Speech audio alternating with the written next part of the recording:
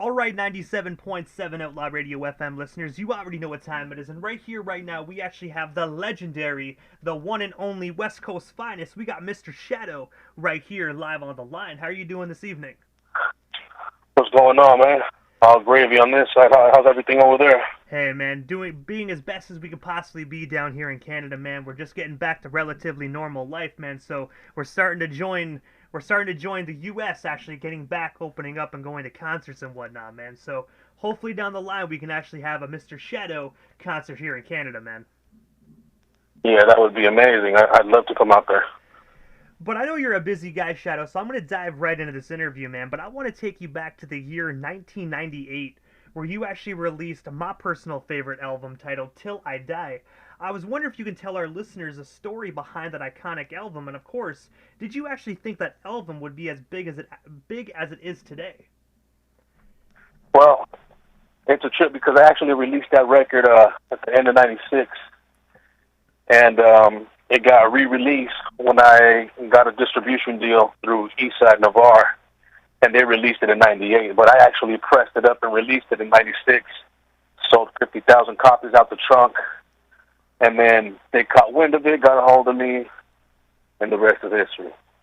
I gotta say, I actually did not know that actually got originally released in '96. I have to ask, how quickly did you actually sell those 50,000 units out of your trunk? Well, I was 16 years old, and it was me and my homeboy Hitman from my neighborhood. We filled up the Cadillac with as many CDs as we could, and we would come back and repress and hit the road again. So I'd say in the process of 8 months, we sold 50,000 units out the trunk. I gotta say, that is absolutely astonishing, man. Because if you really think about it, 8 months, 50,000 CDs, that's freaking huge, man, for just a 16-year-old boy to do. Yeah, it's pretty crazy, man. The whole beginning of how I started my career was a trip. I didn't really think about doing music. It all happened off of one song, which was "Till I Die." I recorded it on a Sunday, took it to the radio station. The DJ that was spinning on air that day refused to give me a chance to listen to the record on a Sunday. Said come back Monday through Friday during business hours. And as I was leaving, the program director, Lisa Vasquez, was driving into the parking lot to do some work she had to do before Monday. And make a long story short, she gave me 1 minute in her office. After she heard the first verse and the hook, she took me straight into the DJ booth and told homeboy to play my song right after commercial and introduced me as San Diego's very own Mr. Shadow. And from then on, 26 years later, here I am. And also, as well, man, in the year 2000, you were actually featured on Lil Rob's Still Smokin' album. I was wondering, how did yourself and Lil Rob actually get connected? And of course, what was it like just being able to be in the studio and collaborating with him on that particular project? Well, me and Little Rob we worked a lot on my first album, which was Till I Die, the one we're speaking about. He's actually on six or seven of the songs. He would come to my house after work every day. We would sit in my mom's living room and write songs. And then we had a fallout. So since I paid for the production, I kept those songs and released them on my first record. And it was supposed to be Shadow and Little Rob, the Mayhem Clique, instead of my Till I Die album. But since we had a fallout, I finished the record by myself and I released it as my solo album and called it Till I Die. And I gotta say as well, I really wish you guys would have actually not had a follow, because I gotta say, you guys had such phenomenal chemistry together on the microphone, man. You guys were like two peas in a pot, as they say. Right, yeah, and I agree, bro. I agree 100%. And a lot of people been asking me and him for years. I mean, if I got $10 for every time somebody asked me that question or when we're doing something again, I'd be a millionaire all over again. But you know, he's some. I guess he's still in his feelings, and you know, we saw each other at a concert we did in Riverside about 5, 6 years ago, and you know, we were going opposite ways, and we shook hands, hugged it out, took a picture, and we said we would get at each other, but it never happened, and it still hasn't happened. And he tries to avoid me as much as he can, and it is what it is. Hey man, it's a music industry. At the end of the day, it's not much you can really do about it. But unfortunately, it is what it is, as I say. Right. But also as well, man, one of my personal favorite collaborations that you actually did was actually in the year 2002, where you actually teamed up with one half of the legendary Dog Pound on the song titled "Just Keep It." I was wondering, how did yourself and Daz get connected, and of course, what was it like just working with one half of the Dog Pound? Well, I mean, I've worked with both of them separately. I've worked with Corrupt. I've worked with Roscoe Corrupt's brother. I've worked with Daz. That song "Just Keep It" is actually a remix for one of his songs, and I got him featured on my the Speaker Calling Now album, song called "Sound of Mahita," and he's featured on that song. So yeah, man, I've worked with the Dog Pound separately, but I've worked with both of them, and it's just a blessing to be able to work with legends I grew up listening to. And I gotta say as well, man, I actually had that 12-inch vinyl actually back in the day, man. I actually wore that thing out, and unfortunately, I wish I didn't because I was young and I was dumb. I probably should have kept that in a case, and you know what I mean? But I played it so much that I wore out that record, but still one of my favorite projects that you actually collaborated on. So thank you. But also as well, man, on April 1st, 2003, sorry, my apologies, getting ahead of myself here. But you were actually one half of the hip hop duo, the Mistahs, man. I was wondering, could you tell us a little bit more about that hip hop duo? And of course, how did yourself and Lil One originally get connected? Well, still am to this day. We just released a record last year, and we're working on another album. But that's my brother. As I've known him for, well, I'll put it to you like this: I was 14 when I met him. I'm 42 now, so we have a lot of history together. That's my brother, Little One. Shout out to my brother, Little One. And the chemistry me and him have when we get in the studio is just crazy. You know what I'm saying? It's like peanut butter and jelly, bro. He just brings his style, and I bring mine, and it just meshes nice together. Kind of like what me and Little Rob had, but on a greater scale. And I gotta say as well, you can really hear that chemistry actually on your guys' projects, man. But just knowing each other since you were kids most definitely probably plays a huge factor in that chemistry as well. Yeah, bro. I mean, it's crazy. I mean, we would go to each other's houses, and he would call my mom, and it's just been a lovely relationship with him. He's been my big bro, Night Owl, and it's cool to have people that go that far back with you. And also as well, on April 1st of 2003, you guys actually dropped the self-titled debut album on Low Profile Records. I was wondering if you can actually shed some light on that iconic release, and of course, how did that record deal actually come to be for both of you guys? Well, it wasn't an actual record deal. It was more of me and Little One got together, dropped a few songs, and we sold those songs to Royalty. And he turned it into some kind of like compilation. It was more of a compilation than an album. But, the very first album that me and Little One released as the Mistahs is the one we just released a couple years ago, that we consider an album.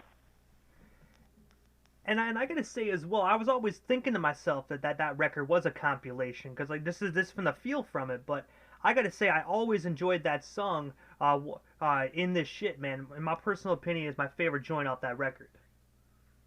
Yeah, man. It's like I said, Little One, just brings out a whole different monster out of me, and vice versa. So when we get in the lab, it's just crazy shit happens. You know what I'm saying? Hey, man, I definitely agree with that, man. Like I said, you can definitely hear that within your guys' music. Oh. And also, as well, you are actually known as one of the most highly featured Chicano hip-hop artists, appearing on more than 100 albums. I was wondering, man, out of those 100 albums, what is one of your most favorite appearances that you actually made? And of course, how does it feel to have that title within your career?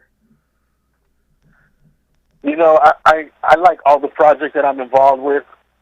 You know, I thank everybody that gives me an opportunity to work with them.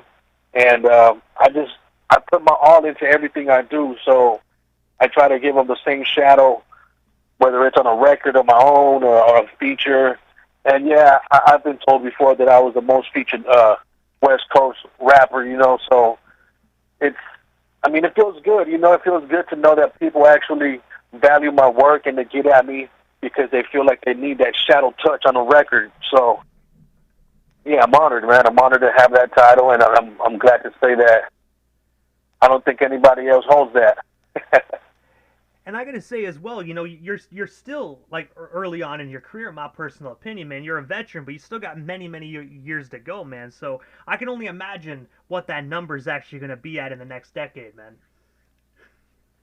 Yeah, I mean, just in the last year, I've done another 10, 15 features in Spanish and another 10 features in English. So you'll be seeing a lot of featuring Mr. Shadow in the future and the near future, and I'm just going to continue to work with anybody who wants to reach out to me and, you know, get together with the MR Dot and get on a track.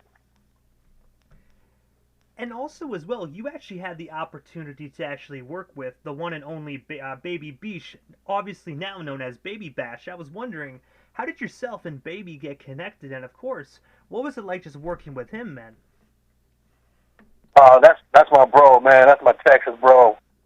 You know, he's from the Bay, and but he's out there in Houston, and you know, he reaches out and gets a verse from me for his projects, and we did Menage a Trois, which is I think my favorite feature I did with him.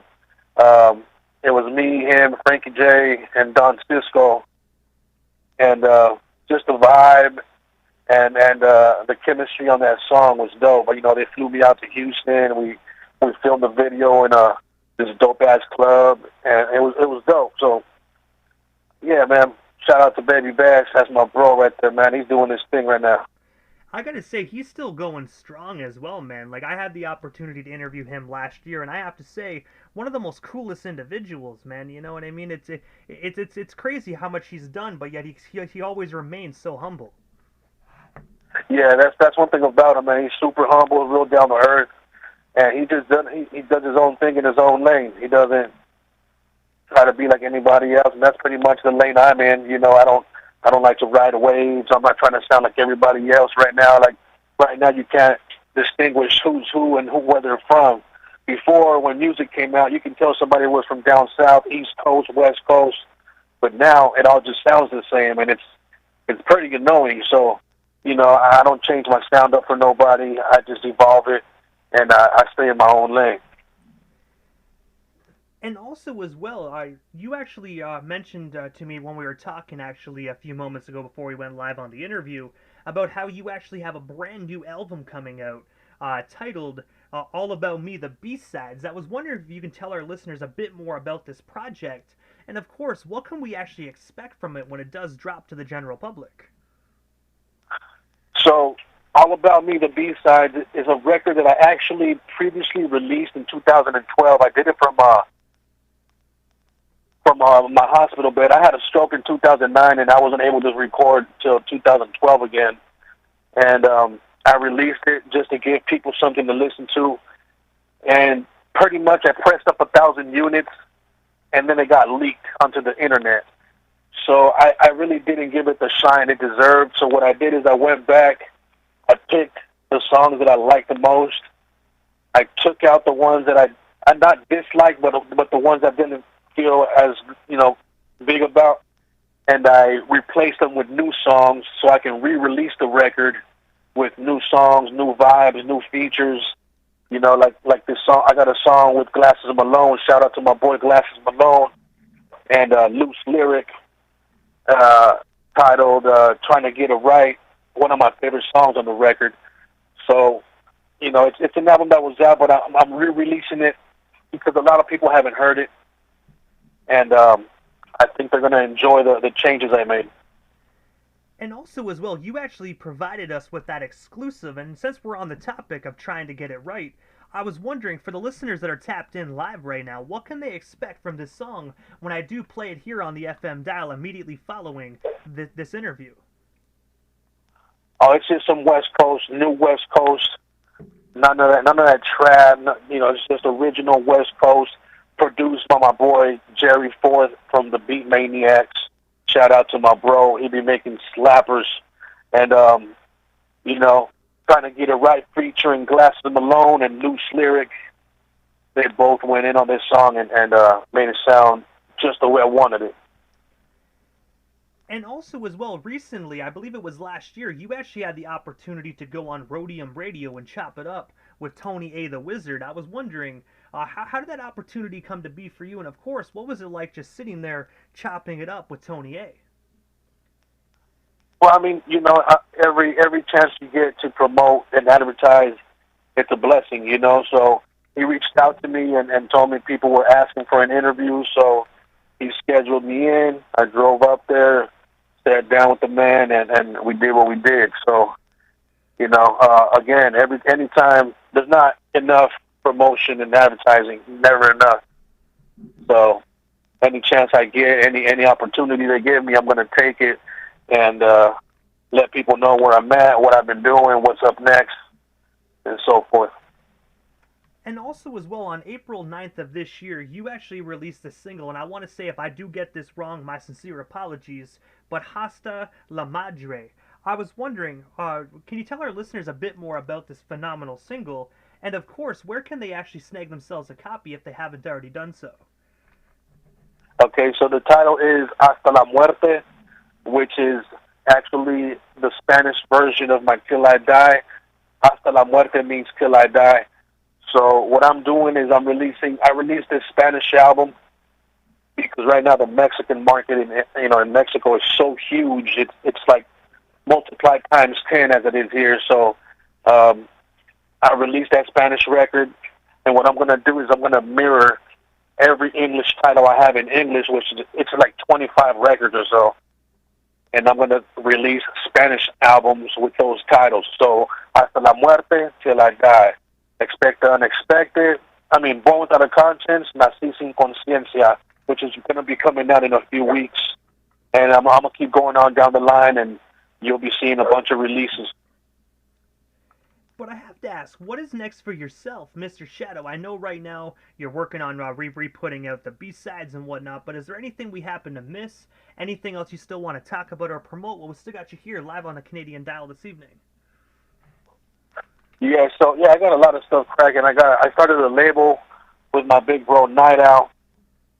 It's called Casa de Locos. We have 15 artists from around the world, from Colombia, Chile, Guatemala, Mexico, the U.S., and we're focusing on Spanish rap. And that'll be releasing. We've been releasing already a lot of stuff. And I have my new Spanish album I'm about to release, Nací Sin Conciencia, which is Born Without a Conscience, but in English, but in Spanish, I'm sorry. And the B-sides, man, I think I'm going to flood the market with a lot of new material. So just be ready for Shadow, man, because I'm coming. But also, Shadow, before we part ways, man, I was wondering if you can drop your social media handles. That way our listeners here in Canada and all over the globe can shoot you a follow on all your social media platforms and stay updated on everything you got going on if they're not already doing so. Yeah, man, so on Instagram, it's Mr. Shadow 619. That's the numbers, 619. On Facebook, it's just Mr. Shadow. And they're both verified, so if it doesn't have that verified check next to it, it's not me. You know, I don't have Twitter or anything else. I just have Instagram and Facebook. So yeah, man, get at me, follow your boy, and I'm gonna give you guys music to vibe to. And I gotta say, first and foremost, Mr. Shadow, thank you so much, man, for just giving us a bit of your time here this evening. I gotta say, me personally, I've been a fan of yours for a long time, man, so it's definitely an honor just to chop it up and converse with you here on my radio station this evening. I'm definitely looking forward to all your projects in the future, and also thank you for making amazing music that we all had the opportunity to enjoy for so many years. All love, man. Thank you for the opportunity. You know, anytime you need me, I'm just a phone call away. And to my fans, I wouldn't be me without you. God bless every one of you. I hope you guys are having a good night. Hey, man. Out here doing it for you guys. I gotta say, I definitely appreciate you, Mr. Shadow, and most definitely, man, anything you need radio-wise, I'm only a phone call away as well, man. Thank you so much. Awesome. Thank you. God bless. God bless.